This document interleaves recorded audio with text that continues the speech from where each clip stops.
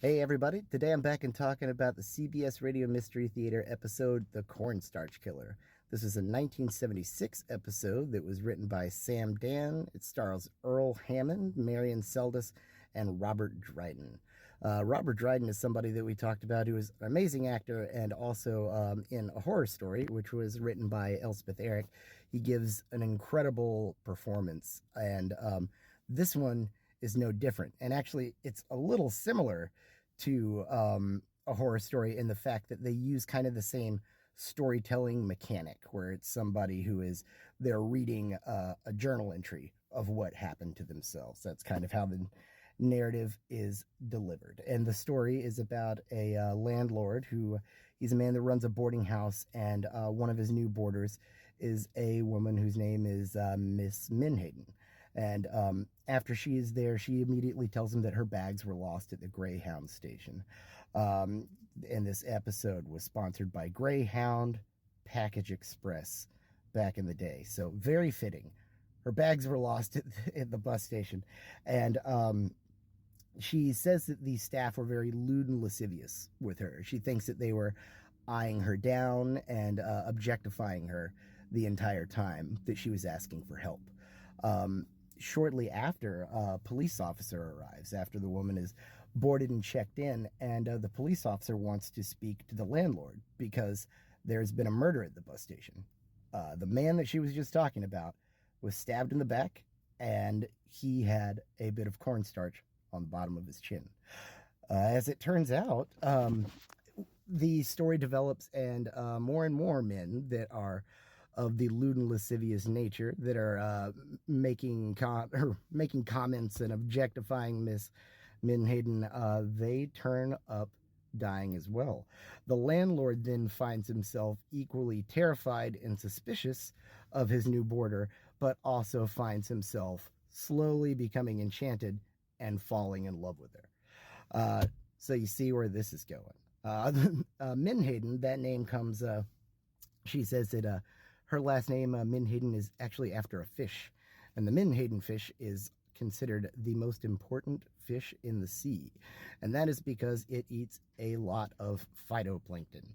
And eating that prevents toxic algal blooms that would kill a mass amount of other fish in the ocean. And also them eating this phytoplankton, since it's a photosynthetic organism that is turning light into energy, they then transfer that energy to the larger fish in the ocean. So they're a key player in the ecosystem, and if we didn't have them, we would die. But also, I think that the name that they picked this is for two reasons in our story, is because, as they say with men and women, there are plenty of fish in the sea, but as you start to fall in love with them, you find your most important fish in the sea.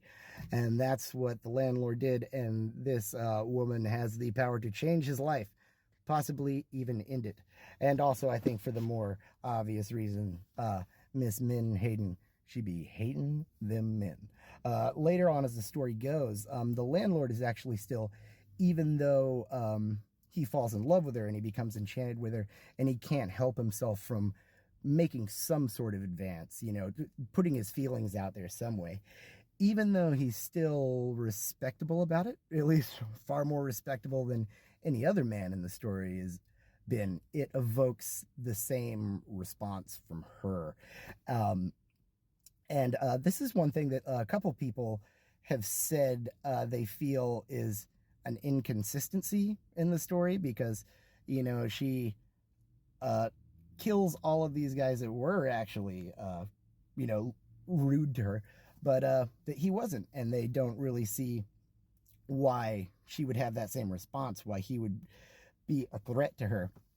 And honestly, I don't think it's an inconsistency. I think that's pulling back the neurosis of the character and showing that maybe she's not as altruistic as she thinks she is.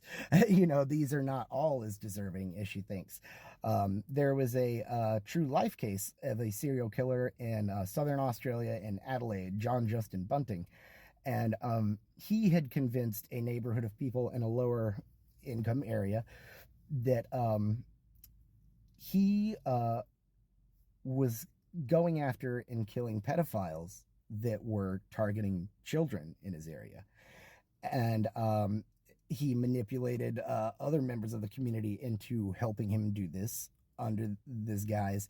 And as it went on, it became obvious that John Bunting was not just going after pedophiles. He was an incredibly homophobic and incredibly sadistic serial killer who just wanted to cause torture and pain.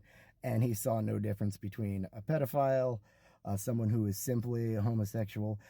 He didn't even see anything. Basically, it just turned into that's what he told everybody.